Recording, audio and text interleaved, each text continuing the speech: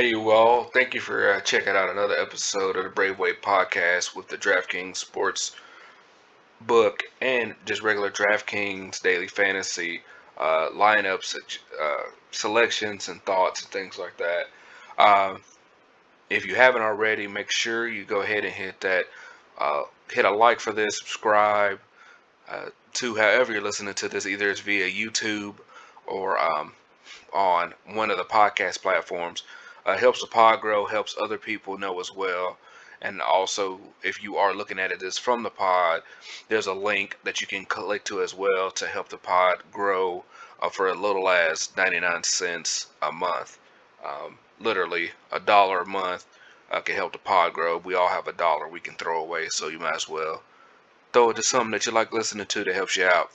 So, a few housekeeping notes to start us off with DraftKings. Uh, Frank Camacho fight was canceled. Matt Snell's fights was canceled. Uh, Matt Frivola had to also pull out.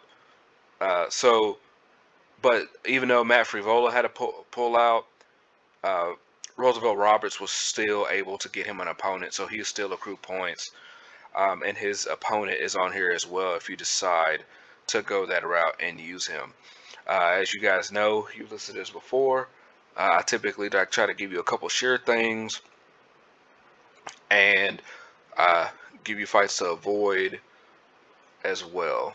And then this one will be interesting because uh, a lot of the fighters that I'm gonna end up picking, a lot of them tend to win by decision. Uh, and so the point might be a little bit, iffy or whatever. But as we're seeing now, there's more people, depending on where they live at, they're being able to train a whole lot more. So since they're able to train a whole lot more, the fights aren't as one-sided as one will believe they were uh, a couple of months ago. So if I want to go with a couple of sure things that I like, now sure things for me are people I believe will win by finish that are also a pretty decent deal on the price. This fight card is interesting in that regard because if you see this, you're looking at it on YouTube. But for you all who are just listening to the pod, they have listed one, two, three, four, five, six. Like my eyes aren't lying to me. Uh, six or seven people rather, seven people who are 9,000 or above in price, which means what? They're huge favorites, and that's going to really make you think a lot harder when it comes to your lineup choices and selections. But to start off here, I'd like, for sure things, I like Jalen Turner versus Brock Weaver. Brock Weaver, he's at the 9,000, so he's one of the high end people. But Brock Weaver only has one win in the UFC, and that was due to an illegal knee. Since that,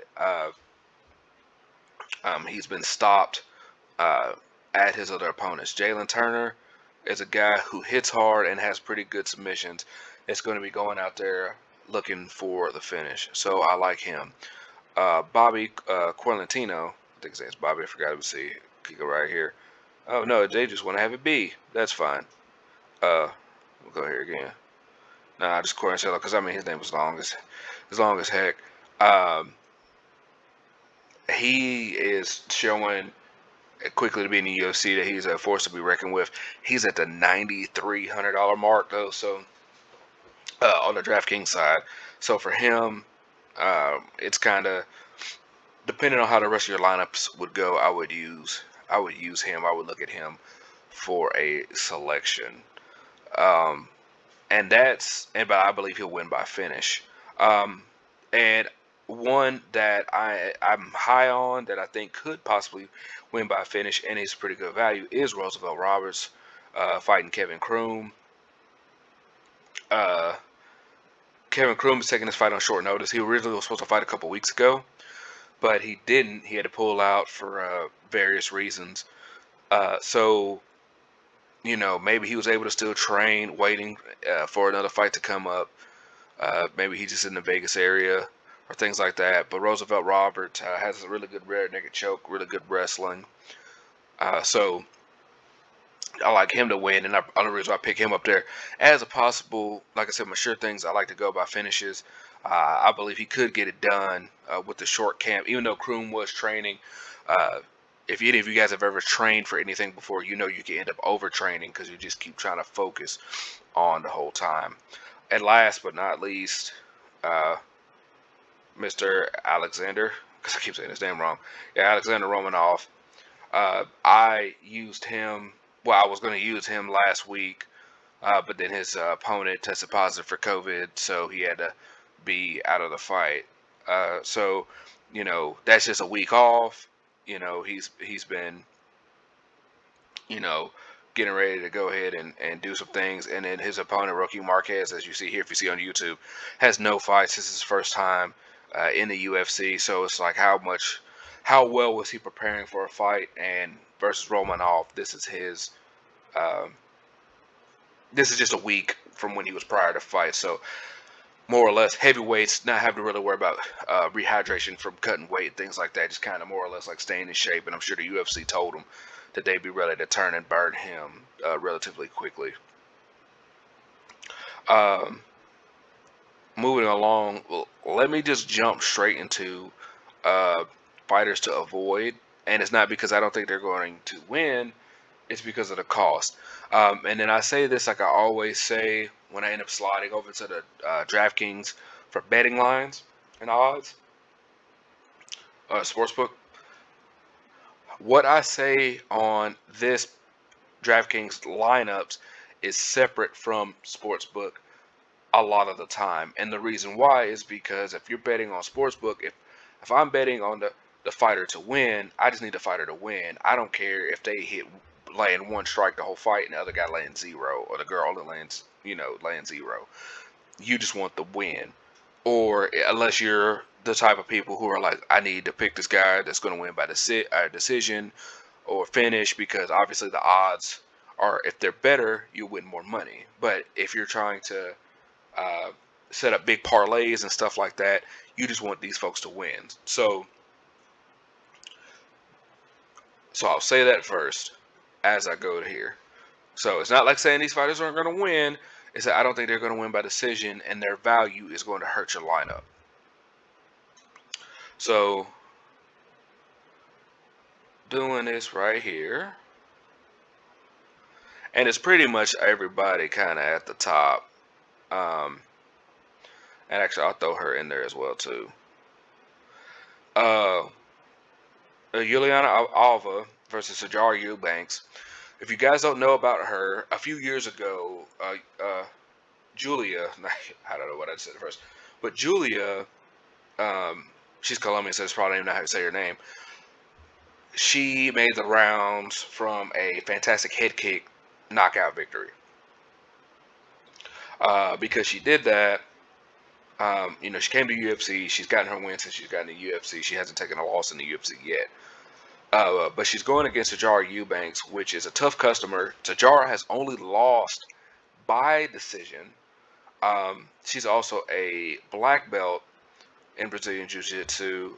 Julia is a brown belt, not necessarily apples to oranges when you're at a certain level, right? But it lets you know that if it goes to the ground, Sajara is going to probably have her own trick she can use to not get submitted or take advantage of those positions. Sajara is also a big, strong, powerful fighter. So she's going to have the size advantage over Julia. So with all that being said, I would avoid her for that fight. And if we're talking about favorites, which is something I will do when I slide over to the sports buy thing anyway, if you had like $1 or two and you wanted to throw it on Sajara for the win, I would do it. She's a big dog. Um, but like I said, she's a bigger, more physical presence uh, than Julia. And if it hits the mat, she's going to have more control and nice techniques she's going to be able to implement as well too. Sajara hasn't had a finish also in like 3 or 4 years, something like that. So I wouldn't really worry about it in that way. Um, Actually, I think I might have said it wrong. I think I used Julia for the wrong person. Yeah, actually, I did use it wrong. So Sabina is the one that's known for the highlight. Uh, Julia, hold on. I know you guys will be able to see this because I looked at her up here again in a second. Because I think I do know who she is. Okay, I'm sorry. Yeah, I did get it confused. You guys get to see it here on YouTube. We'll be pulling it back up. So no, she has the TKO and the punches victory, and she only has one submission victory. So this is a bantamweight fight because I forgot, I thought she was going down to featherweight. So yeah, this is a bantamweight fight. So it'll still be interesting. I don't think she finishes Sajara. So going back to kind of what I said, I don't think she finishes Sajara at the $9,400 value. She's too rich for my blood with that, and I don't think she knocks her out because, like I said, Sajara has not been finished in any of her losses. They all been decisions.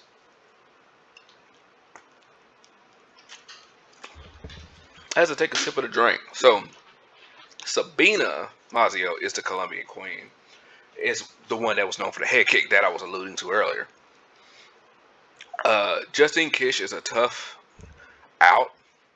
I do think Sabina will win with either her grappling or her striking to be able to keep it at range.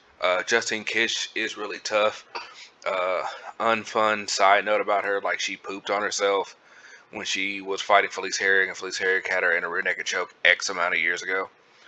Um, so she didn't tap, and the ref didn't stop the match because of the brown stink that was being smeared on the mat. So this will be Sabina's toughest fight, but I don't like the price point that she's at, but I do think she gets to win. Bobby Green versus Alan Patrick at the $9,100 value. Bobby Green is fresh off a win against, excuse me, off against a win. Uh, Jeez, I forgot his name too, boy. Lando Venata, where he was able to put the pace on him, get the takedowns, and things like that. And as you see here, if you're looking at his thing, nothing but decisions in this man's future, right? You know, last time, like in 2016, was the last time there was a finish on his record, and it was him being finished. So Alan Patrick is a nice, tricky guy. The only thing that might be in his favor for Bobby Green is that Alan Patrick has not fought since he got knocked out in 2018 against Scott Holtzman. The good thing about that is that I mean, if you're high on Alan Patrick for the odds sake of things, it's been a long time since he's been in the cage, so you know he's been able to fully recover after being knocked out. He's 37 years old, so you have to kind of worry about that. But if it goes to the ground, Bobby Green won't be able to do like he did Lionel Venata, which I don't think he's going to be able to take him down. I don't think he's going to go for the takedown either because of the threat that Alan Patrick gives him. But Alan Patrick does not have the biggest gas tank either, so that gives Bobby Green the opportunity to put the pace on him for those 3 rounds in the small cage and probably get the win. But I don't like it for DraftKings for the odds for the prices wise, right? But he may surprise me. Andrea Lee versus Roxanne Modafferi. Roxanne Modafferi, last time she was out, she was like the biggest dog on the card, and she ended up beating the crap out of. Oh, actually, no, she lost to Lauren Murphy, but Macy Barber, which she beat Macy Barber, so she lost to Lauren Murphy since then. But Roxanne Modafferi is pretty tricky, especially when it comes down to the ground game. If she gets somebody down, she is a world champion on the ground as well. If she's competing, if Andrea Lee, if she keeps it standing, it's probably going to be a little bit different. But if she gets taken down, it'll be a whole different thing. And as you see here, they have Lauren Murphy as the like opponent, and she lost to Lauren Murphy even though landing 104 significant strikes. And you see he lost to Joanne Calderwood with 61 significant strikes, and she got 3 takedowns on her. So she was changing up on what she was trying to do. And then her last 2 wins, which was about over a year ago, beating Montana De La Rosa and Ashley Evans Smith by decisions. And you can see here, like, she's not really a big takedown artist. She doesn't really go for the submissions. And as you see, what's more importantly, like I always like to show you guys this, is that it's all decisions. Her wins or losses are all decisions, which does not equate to good points for everybody, right? So let's back this out. And you want to pick, and let's talk about fights to pick. So first fight we're going to pick, I don't do this a lot, but this is a fight I'll make an exception for. Angela Hill versus Michelle Waterson. Oops, click Adam Ferrola. Don't care about that boy. Angela Hill versus Michelle Waterson. The fantasy points are low, but this is a main event. So since it's a main event and it's for 5 rounds, I believe that they're going to get the, they are both strikers by trade. Michelle does go to takedowns, goes for like a nice front headlock thing, and like goes for arm bars and stuff from underneath. But this fight, I believe, will be typically in the standing realm. So it'll be trying to figure out who has the best overall strategy to get them to where they need to go. As you see, I decided to pull up both of these fighters with their points. And then like averaging, like, 63 and 59 respectively is not the greatest thing for fantasy points. And as you see here, also, let me go pull up Michelle Waterson again. Since you guys obviously are listening to the pod, you can't see it. But when she fought Joanna Jędrzejczyk, when Joanna got so far ahead, because that was a 5-round main event for her, when Joanna got so far ahead, it was over. And so she was able just to continuously put the pace on her, and she wasn't able to get the points that she needed to do to catch up. Karolina Kowalkiewicz, she was able to do what she needed to do with the takedowns and be able to hang. Same thing with Felice Herrig when it came to the strikes and be able to hang. Carla Esparza was able to get some takedowns on her, a little bit of striking, which kind of threw her off her game a little bit. So it's a little bit different. So Angela Hill does not have the striking prowess of Joanna, but she does have a nice couple tricks she's going to be able to do as well. So this fight is going to probably be a lot more back and forth than somebody just taking over the fight the entire time. So if you were going to, and a bigger thing is here, like I said, it depending on if you're going with these people with these higher amount of points. These are fighters that help you out because one is 8,000, one is 8,200 to get you to kind of where you want to be at, right? And that's really like, that is like the fight that is interesting to see for you guys to use just overall in general. Where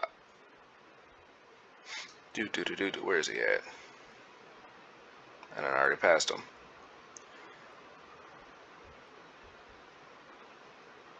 So Mike Rodriguez versus Ed Herman here. Obviously the discrepancy in the prices. Ed Herman is a veteran of the game. You see him right now. He's on a 2-fight win streak. He was supposed to fight earlier this month twice. Not this month, but this year with the COVID things, and it hasn't happened for him. And let's see here. You look at his losses. Last time he got knocked out was in 2016. It's Nikolai Krylov, which is, hey, Nikolai Krylov ain't no slouch, right? And then you look at Mike Rodriguez. The thing that's key about this is, right, so depending on how you want to pick these fighters, look at Mike's record. That's one knockout in the first round. That's another knockout in the first round. He lost. He lost a decision. Lost another decision. Got knocked out in the first round. Won. Beat somebody a few weeks ago, which I thought he was going to beat um, by knockout in the first round. So what's that showing you? That's showing you that Mike is coming out ready to go right away. But if it goes after the first round, it's not in his favor. Ed Herman is a veteran of the game, knows what he needs to do, and as you see here, he's lost these decisions and stuff too. He got knocked out. Actually, I think I just said that about him getting knocked out by Nikolai Krylov. But he's won decisions before. He's been there before. So he would have more skills um, if needed if it goes later. So think about that when you're picking the fight. Like I said, 174, 8,800. If you think Mike is going to get rid of him in the first round, obviously go with it. If you think Mike can't get Ed Herman done because he's a tough, savvy veteran, go ahead and just pump the brakes on that fight. Brian Barberena is fighting Anthony Ivy in his first fight in the UFC. That could be kind of interesting. Kamara Worthy right here fighting this other lightweight prospect. Where's his price at? Azar. There it goes. This is another fight that could be very interesting. Kamar Worthy has had a decision win and a finish in the UFC, and Azar, I believe this is his. No, Tamira Pakalan knocked him out over a year ago. This is going to be an interesting fight to look at as well. It depending on what you need, placement for prices wise. Both these guys come out here and like to do the thing.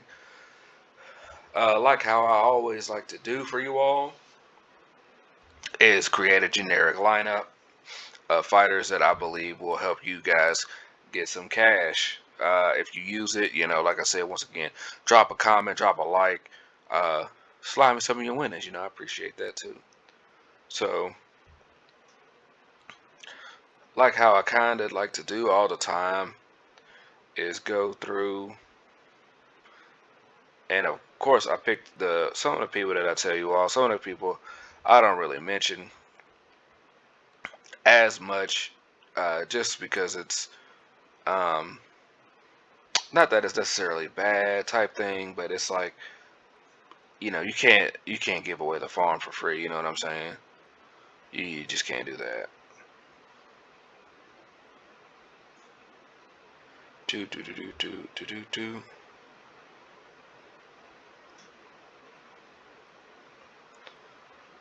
No. All right, guys. So as you see here with my lineup, Bobby Quarantillo, Alexander Romanov, Roosevelt Roberts, Roxanne Modafferi, Omar Ottoman Adazar, and Angela Hill is what I picked up for the lineups. And then, like I said, because Roxanne Modafferi is tricky if it gets to the ground. It's why she's a good pick.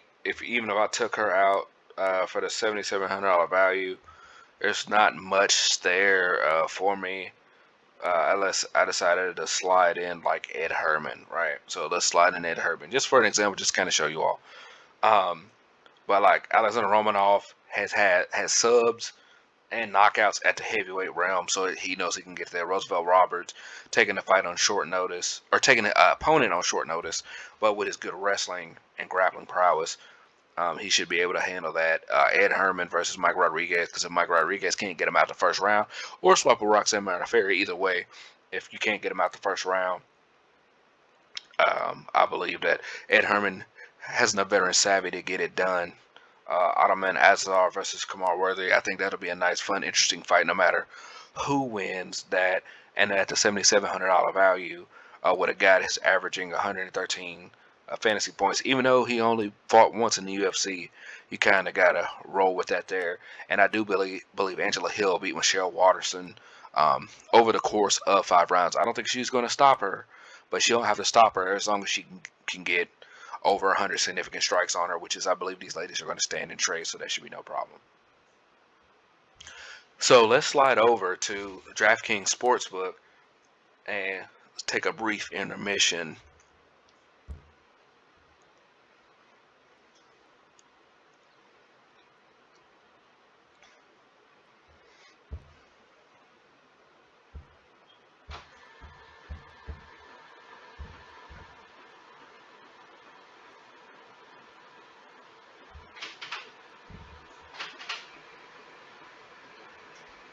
Had to do that brief intermission real fast.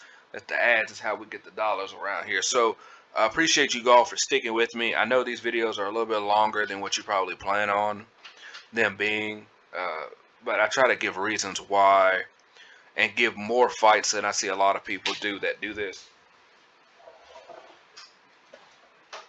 Sorry about that, knock something over here. But yeah, a lot of times people that do this only want to give you like the things you kind of already know, and that doesn't really help you, right? You need to have a broadened horizon when it comes to these things. So, like I said, we're on the sportsbook page now. Sportsbook can't do it here in Tennessee. We believe it's November when it'll be legal here.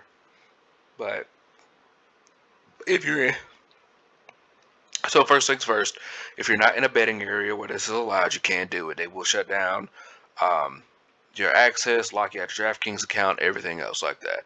So don't do it if you can't do it. If you can do it, by all means, take that. So what we'll do here, like I like to do, is like I'm on the UFCs for tomorrow. I am going to attempt to do the Bellator as well. Just a couple fights, not too many, because that event is actually happening. If you are, depending on what time you're listening to this, the event happens at 7 Eastern. 7 Eastern. So you may be able to get some of the fights at the end. If you see this, if it goes up on YouTube, it may be a little bit of delay for you all, which is it's not me, that's YouTube's doing. So without further ado, I have to go ahead and get into it for brevity, if that's the right word. So anyway, like I told you all, I like Jalen Turner to win against Brock Weaver. That's plus Jalen Turner is a minus 335, so there's not a lot of cheese there, right? So you got to try to figure out a couple things what to do to parlay with it. So that's what I'm going to do today, which is a lot different from a lot of other things that I've done. So I'm gonna try to set you guys up with a parlay with Jalen Turner, right? And this parlay I'm gonna set up is going to be by finish, right? Actually, no. I'm gonna do money line first, then I'm gonna do finishes, right? And the parlay is only gonna be um, 5. You can obviously add or subtract, whatever. I'm gonna just do a parlay of 5 for the sake of everything. So Jalen Turner, Alexander Romanov, right? As you see right here, if you're looking at it on the YouTube, those odds right there is like minus 134. So that's nothing, right? So you need to go ahead and keep trying to find some other things, right? Billy Quarantino, that gives you a plus 46, but you have to keep sliding it down. You have to go try to find you a nice dog to help you out, or somebody that's kind of a push, right? Um, but right now it's kind of hard when he goes by just a money line to use. So, and then let me see here. Who's the plus I'm gonna throw in there? I gotta throw one plus for y'all. Let's start at Ottoman Azar. So 5-pick parlay: Jalen Turner, Alexander Romanov, Billy Quarantino. So it's not Bobby, it's Billy. Well, it's the same thing, right? No, it's not. Let me put some respect on my name. Saying Billy, my bad, dog. So Billy, Angela Hill, and Azar Ottoman, right? Put all those 5 in. It's a plus 829 wager. You drop 10 smacks on it, it'll win you $92.87. So that's just the money line pick that I like. And like I said, it gives you one plus and then all favorites, right? So one dog, everybody else's favorites.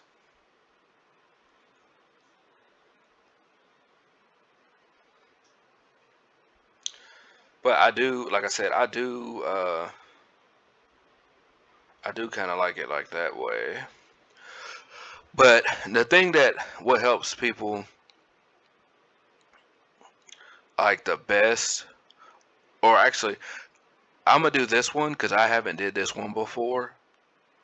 And this is called To Go the Distance. If you haven't seen it before, if you're listening to the pod, and so remember, like I was saying about a couple of these other fights, right? To go the distance, right? So I will pick that, and now mind you, a lot of the women fights they typically pick them to go the distance anyway. Uh, just matchmakers and Jenny it right. So Sabina Mazzio versus Justine Kitch, pick that to go to the finish. Uh, Brian Barberina versus Anthony Ivy is an interesting one, so I'm gonna also pick that one to go to the finish. Brian Barberina can get some subs on some people he's not suspecting to win. He's a tough guy to get out of there, and at smaller cage, I will definitely pick him anyways to go to decision. Julia Alvarez versus Jar Eubanks, another one that says go to decision. That's worth picking, rather, right?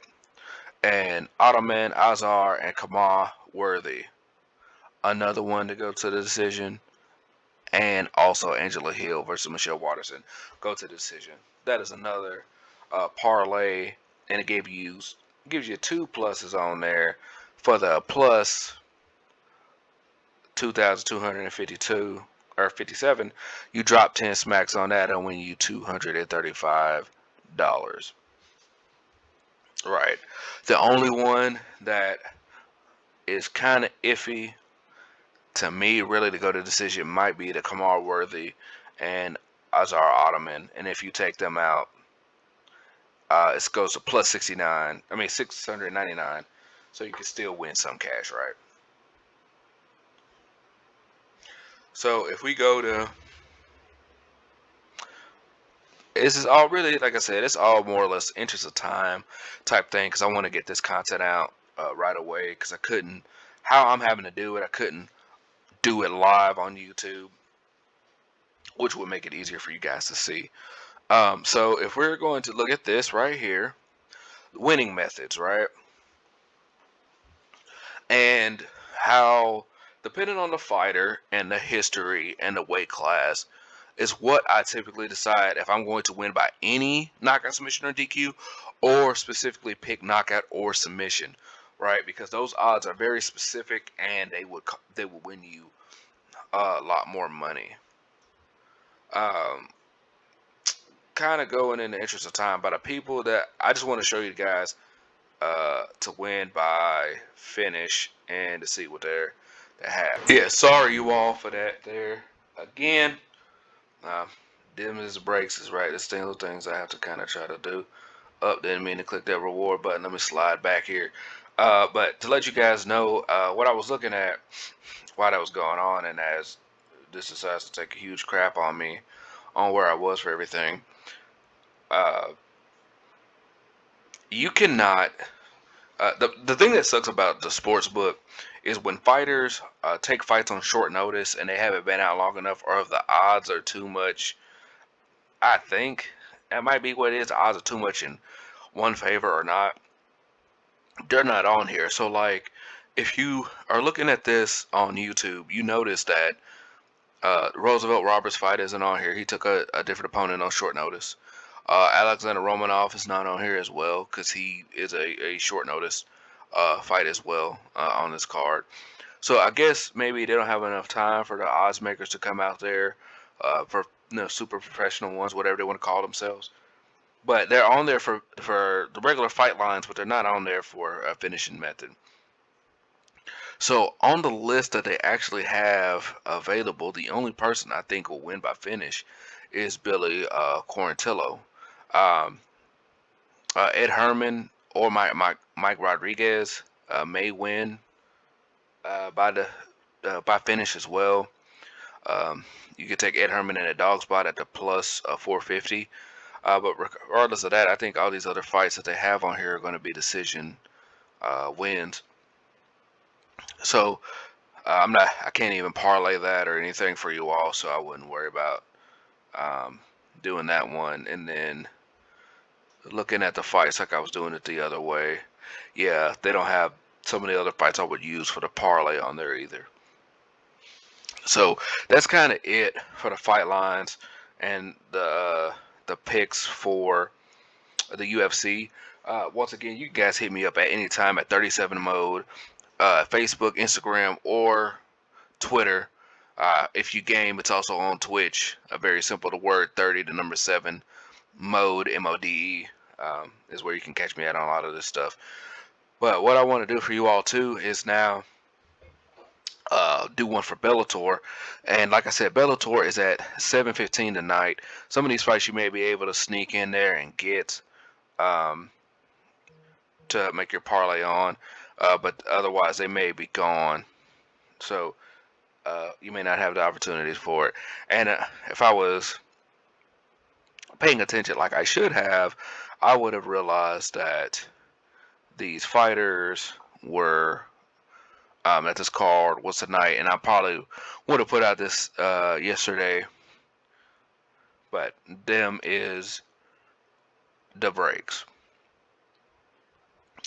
So actually, because yeah, I don't know why it's showing me there's only 4 cards for tomorrow. Bellator does a weird thing where they have like dual nights, and I don't know why.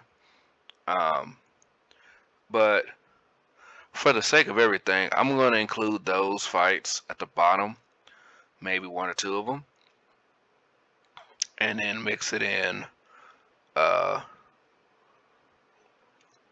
here at the bottom. So, oh yeah, see, in these fights for Bellator, they only give me the money line odds. I can't pick anything else because a lot of people do Bellator greasy and do not pay attention to how good the fighters are. And I'm not going to be one of those guys. So I'm definitely going to pick some people. So if we're going to go for a parlay, we got to go with Rafael Cavallo. Easy. Tyrell Fortune versus Jack May. Tyrell Fortune should get it done. Last time Tyrell Fortune was out, he ended up getting finished by somebody he had no business getting finished by. So just because of that, I ain't going to pick you. I'm just kidding. Tyrell Fortune all day. Leslie Smith is her first fight in Bellator today. Or first or second, I believe, in Bellator. Her, Kat Zingano, and Liz Carmouche, all former women fighters in the UFC, are all fighting either tonight or tomorrow in their first event. Because you can't pick money line odds, right? You have to go with the women all day. I'm going to tell you something. I'm going to look her up real fast. You guys, do it in real time.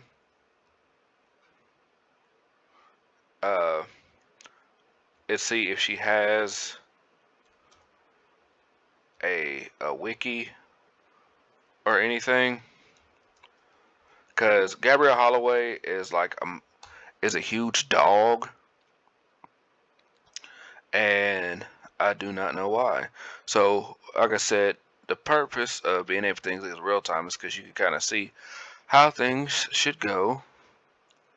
Her last fight was in 2017. Yeah, that kind of does it for you. They'll let you know. So go ahead and throw the house on Kat Zingano as well. But like I said, she's minus 1,000, so that doesn't really give you what you wanted to get. Juan Ella versus Patrick Mix. Apache. That's a great fight right there for the bantamweight title. Apache has so many more ways to win, so he'll probably will get it done. Derek Campos has been a mainstay at Bellator, but he is getting a little bit longer to tooth there, so Keontae Diggs may get it done. Raymond Daniels all day, Ed Ruth all day. And see, the problem is about doing these odds like I just did, right? All the favorites should win, and that's a 7-pick parlay.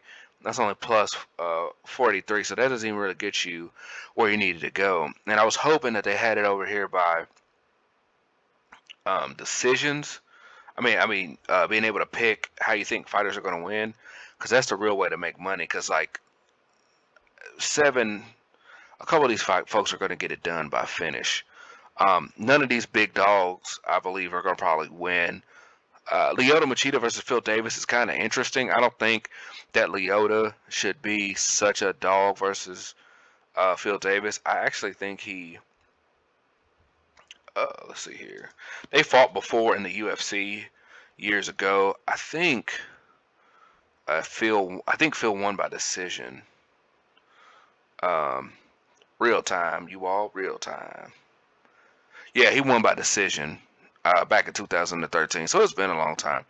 Um, but that's a huge dog to pick. If you guys had some cheese on, I mean, you wanted to put something on Juan Archuleta for that plus 145. I believe him and that Patrick Mix fight will be really interesting and probably a really good fight. To check that out as well. So let me go ahead and close this out so I could try to get you guys out here and check it out. Um, yeah, there's a parlay there. There's a way to win money from Bellator tonight if you had a DraftKings. Like I said, you pick up the Tyrell Fortunes, the Leslie Smiths of the world, the Ed Roos, the Raymond Daniels. That should definitely get you some cash. Um, just something there for you all. Let's see here. If I just did what I just said again. So if I pick Ed Ruth, Raymond Daniels, and Juan Archuleta, because it's the plus 45, they give you a plus 137 line. Because even if you pick Cat, you're still negative, right? So you're not going to win what you needed to win. So anyways, thank you guys for checking out the pod again. Remember, like, comment, subscribe, share this around, let everybody know about what's going on. Trying to make the pod grow as much as it can. Hit those notification bells for me. Make sure that if you can, like I said, you can subscribe to donate to the pod for as little as 99 cents a month. That's $12 a year. That's not asking for much at all. If you can do that, that helps the pod grow. That helps me get new different things for the pod, things like that. I got this microphone. It's not the best as I've seen, as I've been able to do things with it, but the quality sounds just slightly better than the one I was using before. Um, think about that, you guys. You guys help me get better equipment. It sounds better, and the pod can grow more. So once again, thanks you all for checking out the pod. This is how you become legendary and greatness is earned.